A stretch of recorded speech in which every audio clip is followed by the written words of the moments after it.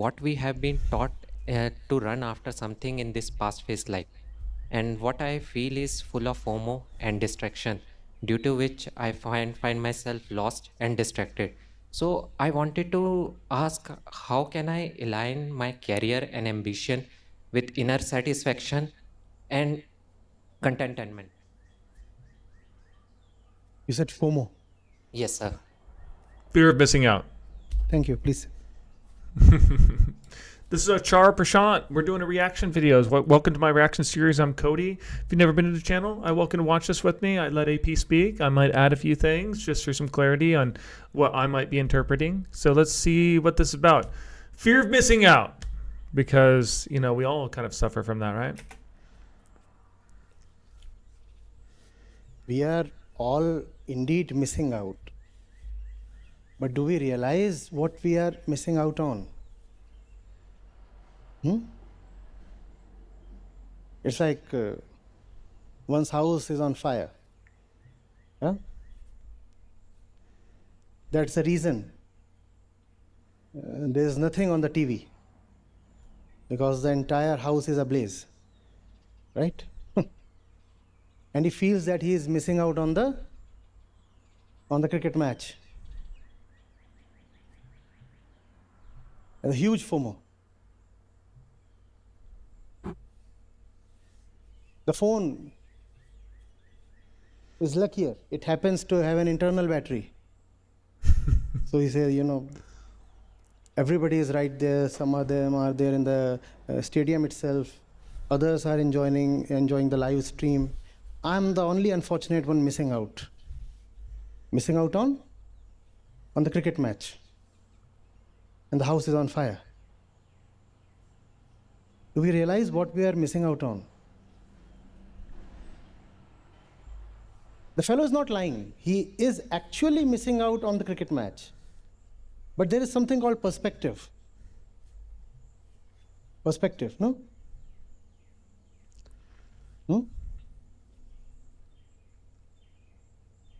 So there's a railway platform. Here you have paid for the tea. And you're waiting for him to deliver. He says 5 minutes more, sir. The tea and the other stuff you ordered is getting ready. And from the corner of one eye, you can see the train beginning to crawl away. And you insist you are missing out on the meals. Yes, you are missing out, but on what?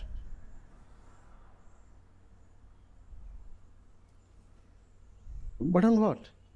And not that one is lying. Yes, if one rushes to board the train, one would, yes, miss out on the meal, the tea and the stuff. When I know who I am, then I know what is important for me.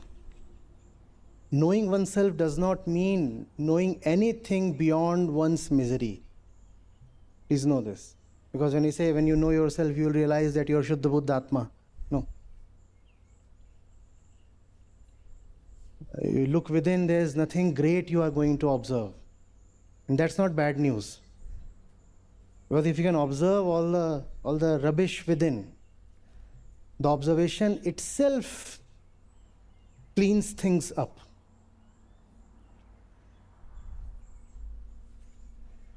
Greatness does not have to be imported or cultivated.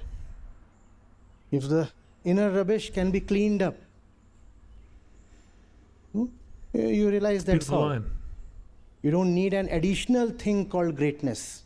All you need is liberation from falseness. Cool point here. I love that line. Let's listen to that line again. Greatness does not have to be imported or cultivated. Greatness does not have to be imported or cultivated. You don't have to import it from something outside of yourself, and you don't have to cultivate it from within. In fact, what he's suggesting is removing falseness from yourself. Inner rubbish can be cleaned up. The inner rubbish, polished up. You realize that's all. You don't need an additional thing called greatness. All you need is liberation from falseness. As something that I think is very true. So maybe what he's suggesting here is we show up inherently great. When we're born, we're inherently great. What happens, we adopt an ego and a false sense of identity that takes us away from looking for greatness from outside by achievement, by purpose, by destination, that's not liberation. We get attached to passion for something beyond what we think we are. And so this leads to mental suffering. And I love this because this fits right in with my philosophy too, is that we are inherently great. And it's the distance that we've created from our real selves, the falseness of this, of samsara and everything outside of us, that there's authority out here, there's power out here, but all of that's coming from within. So it's an inside-out approach to redefine your very existence in life, and I love that. And I love this FOMO thing too, because so I used to be a bartender many, many, many moons ago at actually a few very big nightclubs in a major, major city here in America. And there was a lot of people that came out every weekend because they had a fear of missing out, a fear that if they're not there, they're going to miss out on something. It was a culture, it was a thing. And so, even as a bartender, if I, wasn't working a weekend, I had to go out of town or whatever. There's always that, I'm going to miss out on, my patrons or whatever. But the truth is the mind gets hooked. And the truth also is at those clubs, the same people are going to be there forever. You're not missing out on anything in that culture. Does that make sense? So we have this FOMO for things that we think are important, but they're not really that important. When I was in high school, to become the valedictorian at my high school, I had to do extra stuff. I also worked out of town from 7 to 11 every day after school, then football and basketball practice. I had to drive 45 minutes, work from 7 to 11. So basically it was 8 a.m. to 3 p.m. school, 3 p.m. to 6 p.m. Sports practice, 6 p.m. to 6:45 drive, 7 to 11 work at a call center, taking customer service calls, and then from 11 to 11:45 drive back and repeat the entire process, except on game days. Of course, I played games those evenings against other schools. And I did have a lot of, feel like I was missing out on high school because I didn't have a social life at all, because I was working and striving and I accomplished a lot, but I do feel like I missed out on a lot. And so you just have to ask your questions on, we all have seasons. We all have seasons of what are we trying to orchestrate and create? And sometimes we do have to miss out on stuff that really isn't going to add value to our overall desires for what we really want in our life. There's a lot of entertainment out there in life, but there's a lot of building that I think is required in life. A lot of us like to detach from the need to build and grow and evolve, right? When we seek spirituality, we think it's a detached turd that's just detached from the world with no ambition, no.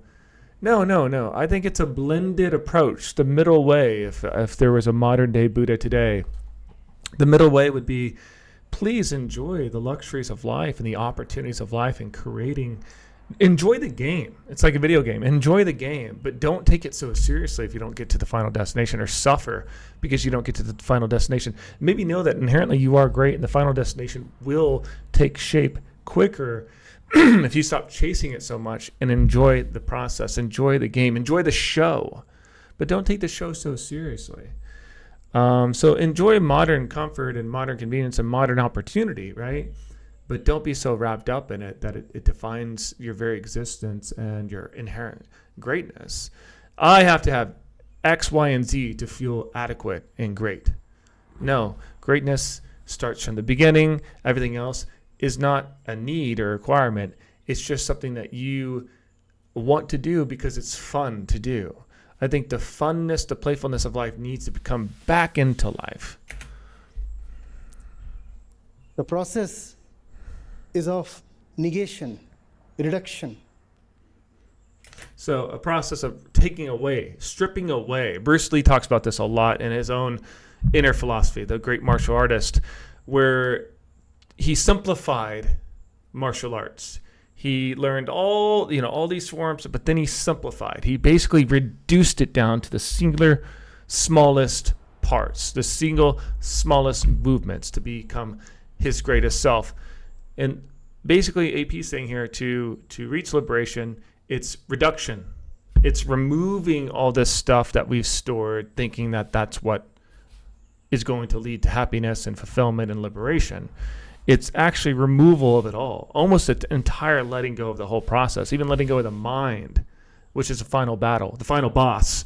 It's like, oh, I can just let this thing go and realize that it's never been real before. My emotions, my body, my mind, it's all just chemical reactions. And so by having that detachment, it reduces the power, the grip lock that the mind has on you, and you realize that the witness, which is what you are, can actually reign supreme once again, and you're free from the noise and power, the false power of the mind over you. You reclaim to be the captain of your own ship. Rejection.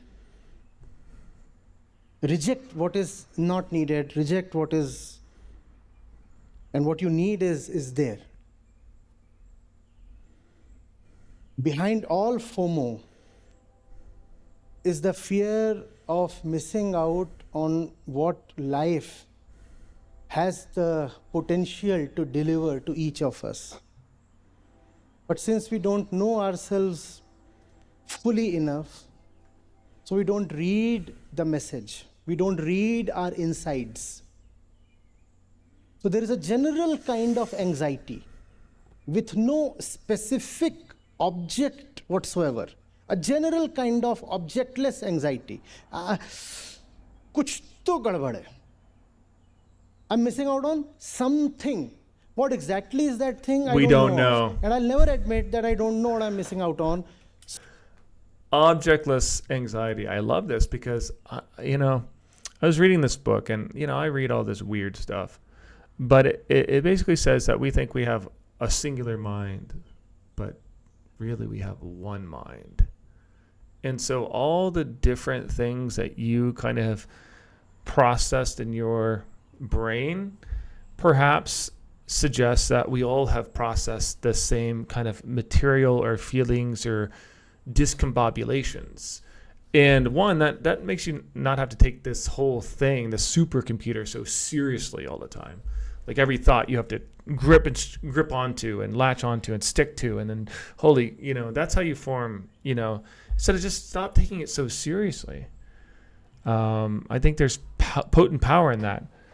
But this is great. So I start pretending that I'm missing out on that particular specific thing. Objectless anxiety.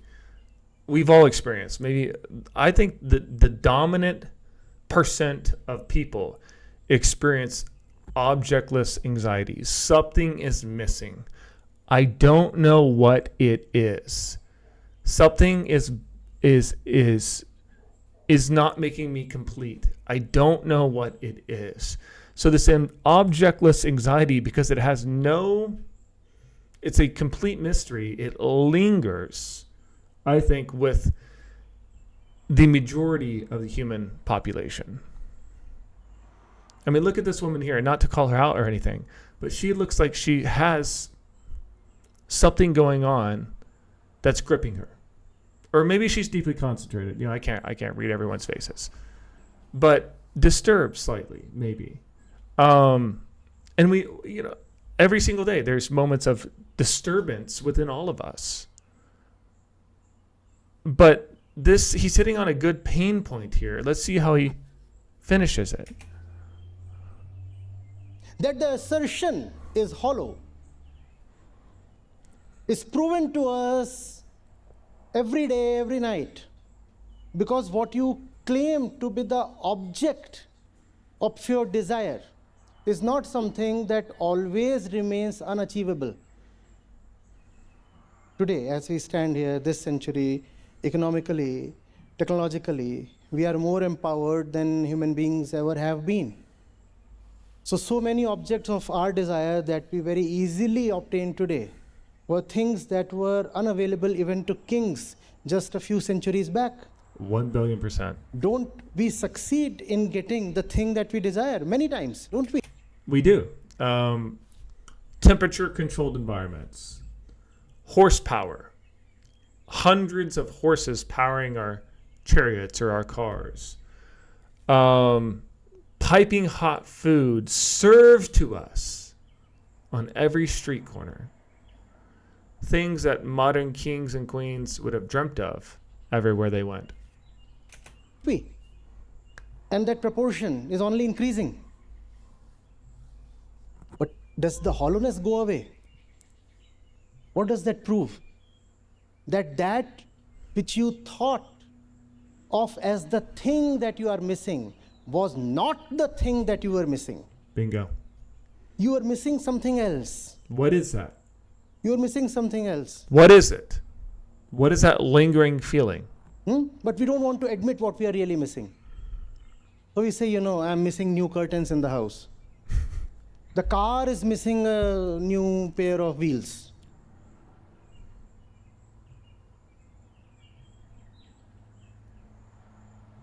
I'm desperately missing a salary hike.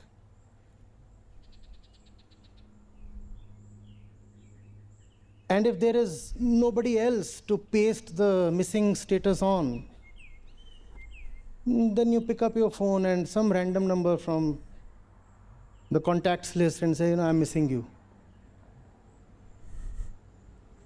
Sometimes you don't even clearly remember the name of the person you dialed. बस यहाँ तुझे miss कर रहा था.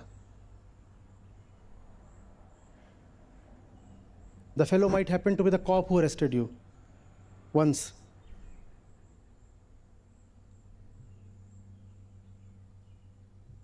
Yes, we are missing something. Let's identify what we are really missing. And the process is of negation. You will never come to know the real thing that needs to be and yet is not.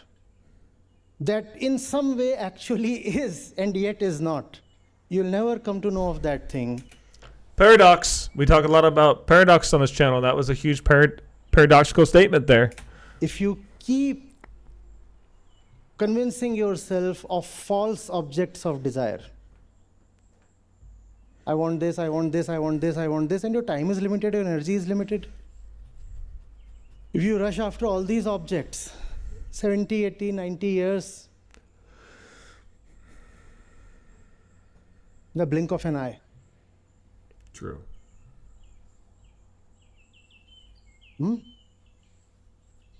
Birds sound pretty, don't they? Thankfully, the thing that we are really missing is not a thing at all.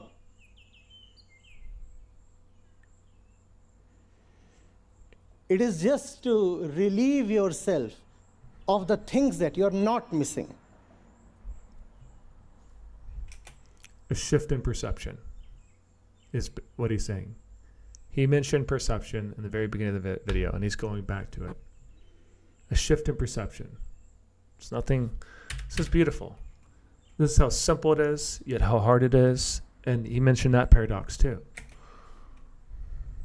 It is just to relieve yourself of the things that you're not missing. Relief, relief, relief, relief. I think one part of the liberation process is the state of relief. That sigh of relief. Oh, wow, that worked out finally. We have anxiety and it's like, oh, wow. Ah, that beautiful sigh of relief. Relieve. There's something very strong about relieving ourselves from the grip the mind has, the grip our emotions have. Relief is a state of being that is, I think, part of freedom, part of liberation, part of ease. You see, I stand here. ठीक? And somehow, that's called Jat Maya. Maya that occupies you just by the fact, the incident of your birth. Damn. You don't have to do anything to be in its grip because you are born, so it will be there. So you take birth and you say, I'm missing this, I'm missing that, I'm missing that. The baby is all the time reaching out, where is the mother? And the temperature is not good. Am I all lonely here? Is the stuff beneath me a little wet? No, things are not right, things are not right. And then that continues. As you grow, you're educated. This is to be obtained, that is to be obtained, that is to be obtained. You are missing freedom from that which you do not need but still desire. You're missing freedom from that which you do not need but still desire. That's what we are missing out on. We are missing out on freedom from that which is not needed but is still desired. What a paradox. That which is not needed. We are missing out on freedom from that which is not needed but is still desired. And if that freedom can be there, then you do not require anything else. Beautiful. I'm going to say this in a different way, just so we can get back to like a practical sense. And I'm sure he'll come up with something to really make it make sense for us too. Life is a game. Everything outside of yourself is a game. It's not required to obtain. It's not required to go on the great adventure and do. So knowing that you are fully complete now, there's nothing outside of yourself for you to, there's nothing missing whatsoever. You didn't show up to earth inside this body and I have things missing. No, you were fully complete. You were divine itself. You had the divine spark. You had enlightenment. You had liberation. You had personal freedom. You had personal sovereignty. It was all there. And then as we came into Maya, we had our perception warped by understanding that there's an ego that thinks there's a reality here that we have to preserve and self-protect. And so I have to come, my ego comes up with a billion reasons why I feel unsafe, insecure, and gripped by constant low vibrating anxiety. This objectless anxiety that hums almost like in my RAM, my short-term memory bank on my computer. It doesn't take up a lot of my GPU power, but maybe just 10%. Some of us 60%, God forbid. But it's there constantly. And that's just because we live in Maya. We are of this world. And so there is something in our subconscious that will always be deliberately making us anxious because that's life. Now, if we amplify that and it takes over our GPU, runs it up to an nth degree, we're going to get anxious, depressed, and have a lot of mental disorder. But if we can just go, guys, that's part of the ocean. It's part of the waves. The waves are there. It's not the entire ocean. The waves are there. We don't have to get grip locked by that information, by those electromagnetic signals. He talked about DNA too. There's a lot of stuff locked inside your DNA that isn't even you, from millions and millions of years, that could be hijacking your energy system. But beyond all of this, there's a witness, someone above this biological process. These trillions and trillions of cells creating even bigger chemical chains of reactions. There is a witness above it all. And in the first 9 months of your life, when you were inside your mother's womb, you didn't have to do a single thing consciously. Life itself worked it out. That is what I call homeostasis. You can hijack and wreck that by getting poor sleep, eating terribly all the time, and having self-deprecation and fear that's locked in your body. Stress will lead to rapid aging. So there's a way to destroy our temple, but there's a way to also let it all go. And allow the body to take take care of itself.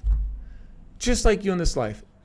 It will take care of itself. Your life will take care of itself. Why worry? That, I think, is enlightenment. The knowing, the faith that your body did not need to do a single thing for the first 9 months to live, to become part of this world. Then why for the next 90 years of life do you think you have to do all this stuff, which is really getting in our own way? That's what we're doing. Getting in our own way. So this is a release. We're relieving ourselves from that duty ever again. And this goes back to him.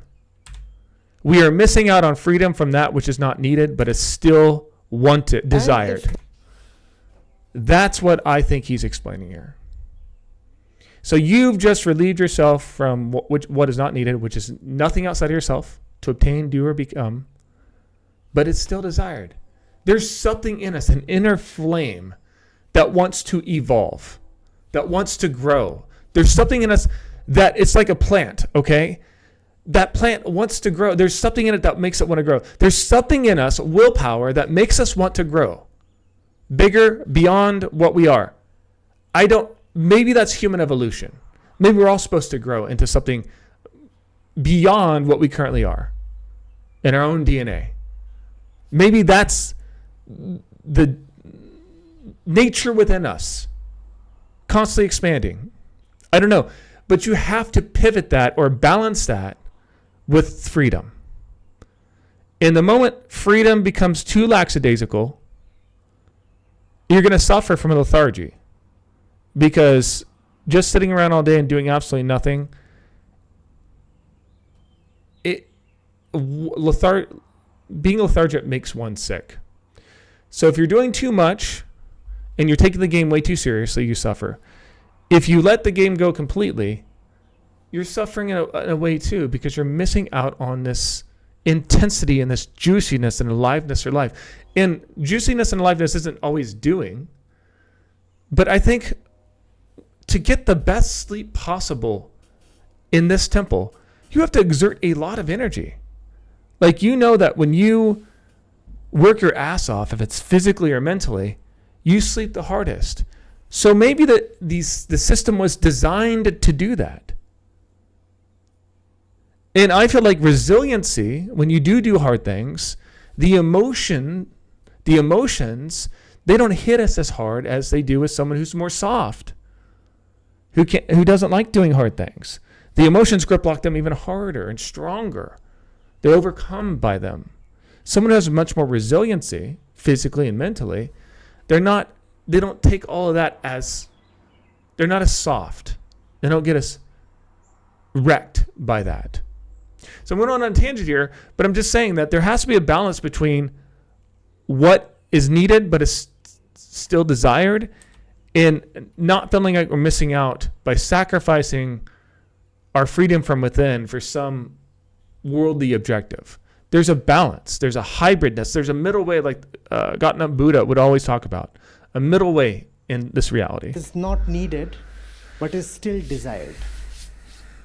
And if that freedom can be there, then you do not require anything else. I do not mean to say that we are... If that freedom is there, you do not require anything else. That's the point. You've always had freedom from within. In the moment that you know that you literally don't need anything outside of yourself, safety, comfort, roof, person, career, material object, achievement, accomplishment, then be there, then you do not require anything else. If that freedom's there, there's no requirement for anything else, and that's true liberation. I do not mean to say that we are rushing after small things while we are missing out on something immense. No.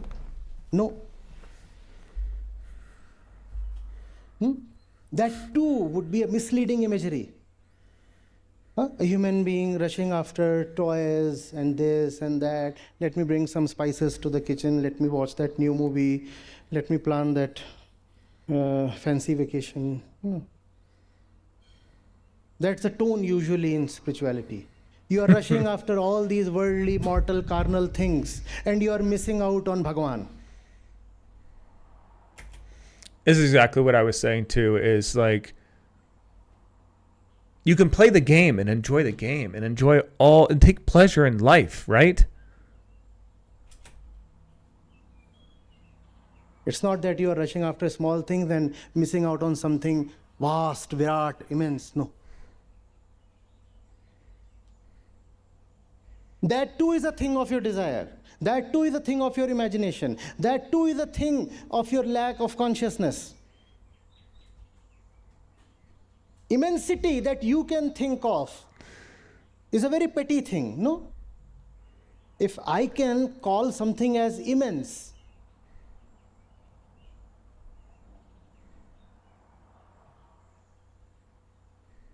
a little jaggery, this big a lump, and for the ant it is immense. That's how petty we are. And so anything that we call as immense is bound to be something very small. Don't think that they...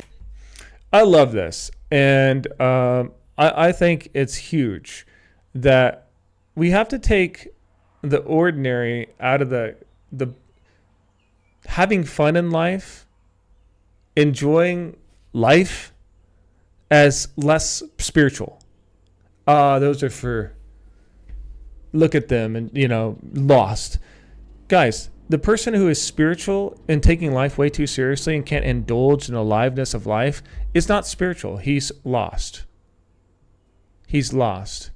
Spirituality is bringing in the juiciness of life in your attitude and everything that you touch, and not being so rigid and stiff and thinking that you can't enjoy the fun and playground and reality of life. That you have to be serious and can't do anything because you have to seem like a master, a guru. No, get out there and act like a kid. Lao Tzu was known as, what is it? The old boy. The old boy. I think that is the perfect definition of enlightenment. There is a great immensity, some great power beyond Brahman. And you are missing out on that, and your heart is yearning for one little glimpse of that Virat Roop. Nice stories, but useless. They won't help your life. And your business, your concern is your life, not stories. No? We have to bring Adhyatma to where we are. Because yes! That's our concern. That's it. You bring it to sports. You bring it to your family. You bring it to your job. You bring it to your career. You bring it to the video game. You bring spirituality in these raptured states of being into what you're touching. Everything that you touch matters. And you do it with a lightness and a juiciness.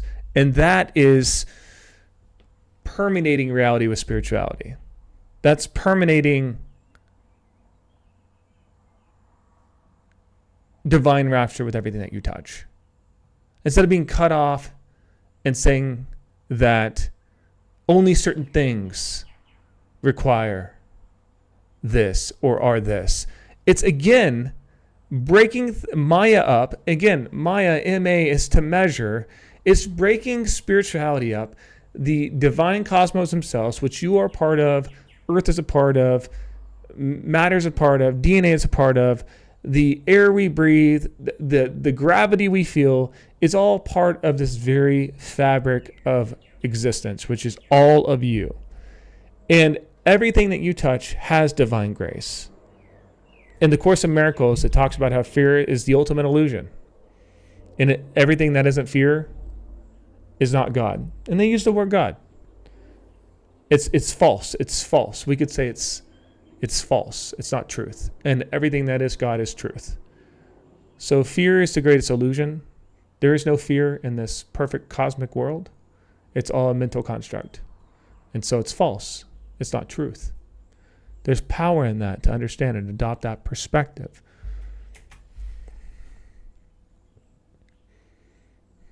When there are these things that we hold as important, as dear, sometimes as sacred, then we ask ourselves, from where does this value come? How do I know that this thing is valuable? Or how do I know that that thing is sacred? How do I know? One of contributing to the steep downfall. See how we are trying to take what's important, what is valuable, if something's sacred, and we're looking for outside reassurance, outside sources. You have a distinct inner compass here, a GPS, if you will. You know what it feels to feel rapture. You know what it feels to be fully alive again. So that is the I in you that you need to self-knowledge, that you need to discern and dissect things with. Everybody's path is uniquely different.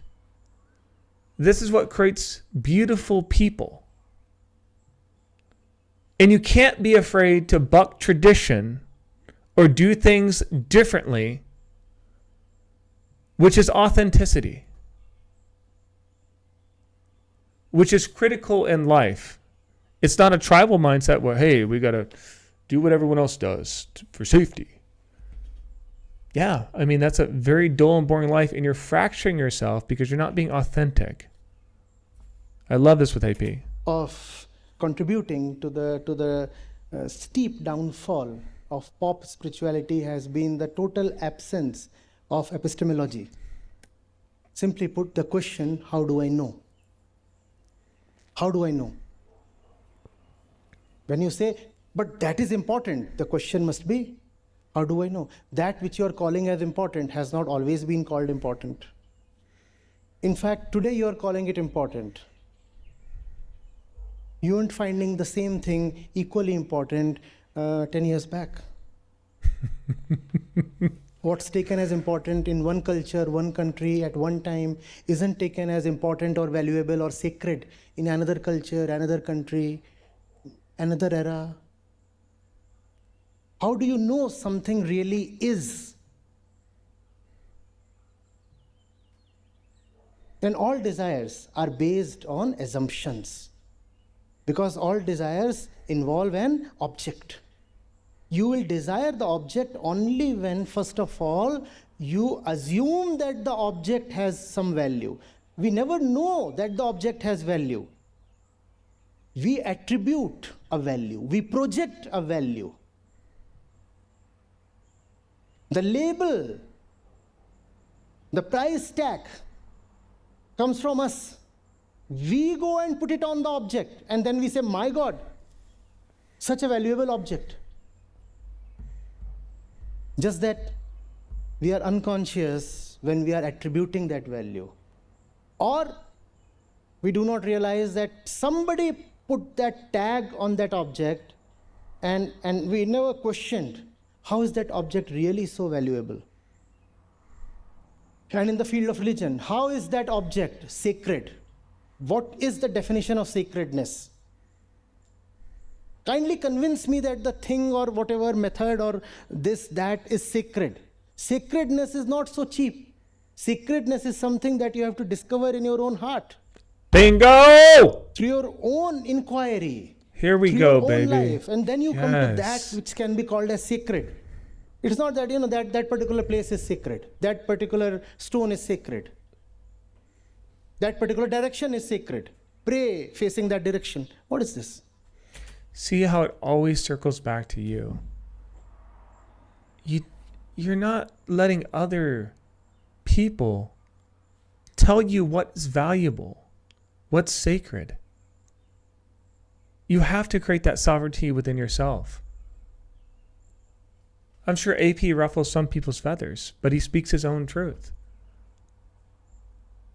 You need that own sovereignty in your life, that own potency.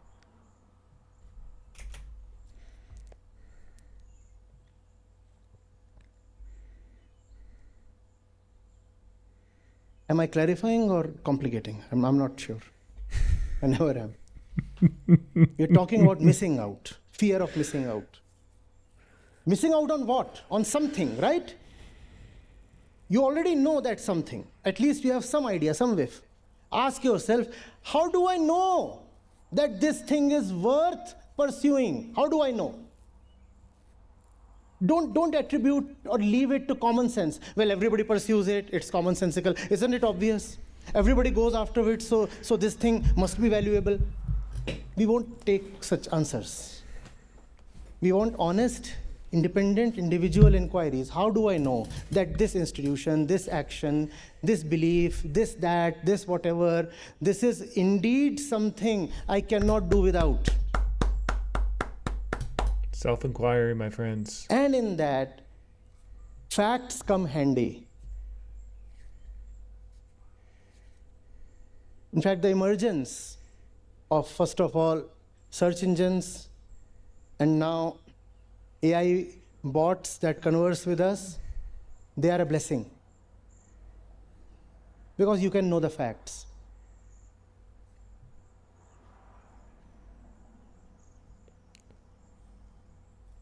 You can know the facts. And when there are facts, then imaginations are dispelled. Why are we so much against imaginations? Yeah, because we are suffering. And to us, at least, the suffering is real.